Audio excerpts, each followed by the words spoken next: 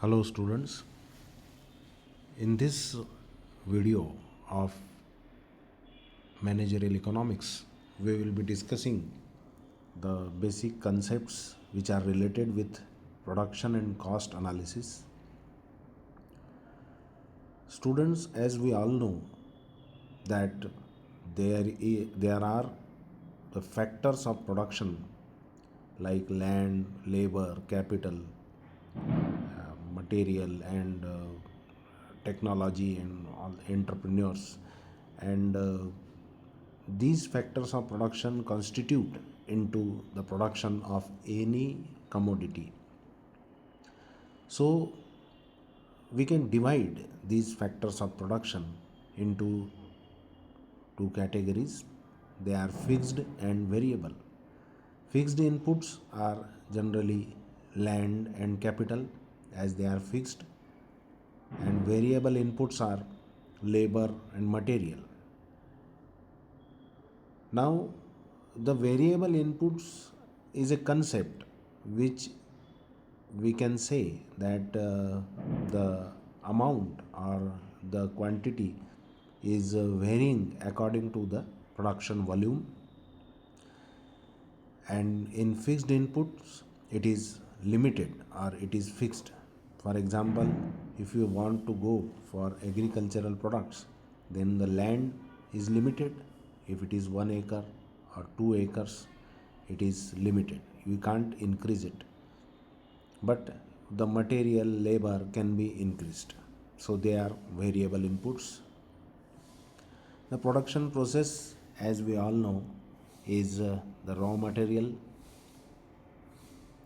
First of all, it is introduced into the plant or into the manufacturing process, and then we have WIP, work in progress, and in the last we get the finished goods, which is being transferred to the godown and is available for sale. Now we have the production function, as the Q is equal to function of LD, LB, K, M and T. Here Q stands for output, LD stands for land, LB stands for labor, K for capital and M for management and T for technology. This is a production function. Then we have a very important law, that is law of returns to scale in production. This is actually the relation between the output and variation in all the inputs. When we make variation in all the inputs, uh, how much is the output is called the law of return to scale. It can be also measured by comparing the percentage of change in the inputs with the percentage of change in output. This is also law of returns to scale.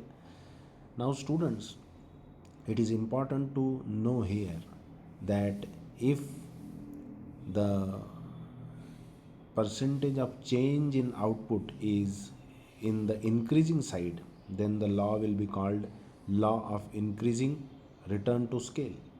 If it is decreasing, the output is decreasing, then we can say that it is decreasing return to scale. And if it is constant, it might be constant, not increasing, not decreasing, then it will be constant return to scale. Then we have the law of diminishing return.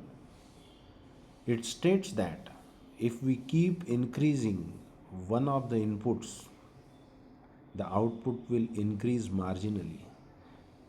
It means if we increase one of the outputs in the combination of various inputs, one of the inputs, in the combination of various inputs, then the output will marginally increase, but it is only up to certain stage. After a certain point, if we still keep on adding the same, and then the output will start diminishing. It means after a certain point, the output will start diminishing, it will start decreasing. So this is the law of diminishing return. Then there is a concept of isoquant curve. Isoquant curve is there when different combinations of inputs are producing the same quantity of output. It is called isoquant, and it can be presented in the graphical form. That chart is called isoquant curve. Various combinations of inputs in different quantities, but the output is same. So this is called isoquant production.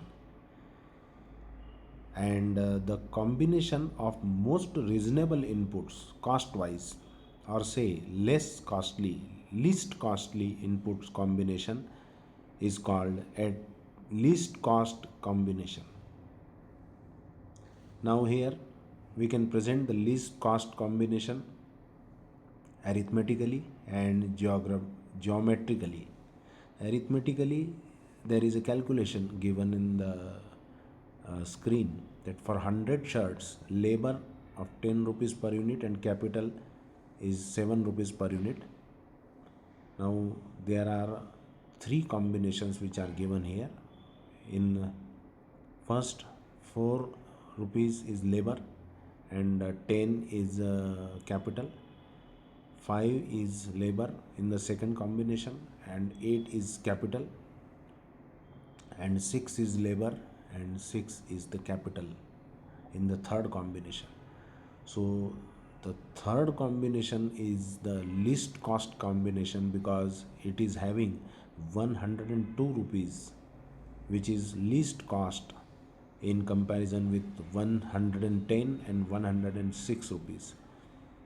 Now geometrically we also present it in the form of equation. First of all, that is cost C is equal to L into K, labor into capital.